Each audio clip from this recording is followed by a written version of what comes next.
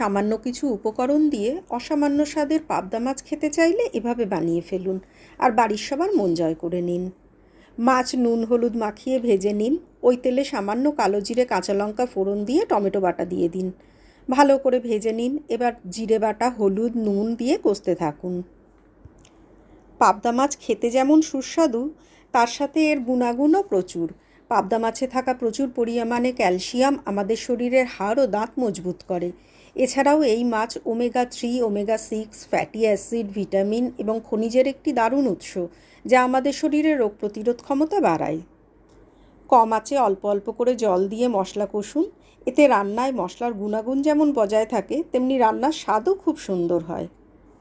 মশলা থেকে তেল ছেড়ে যাওয়া অবধি অপেক্ষা করুন। এবার ঝোলে পরিমাণ মতন জল দিয়ে গোটা কাঁচা লঙ্কা আর মাছ দিয়ে ভালোভাবে ফুটিয়ে নিন। ওপর থেকে ফ্রেশ ধনেপাতা ছড়িয়ে পরিবেশন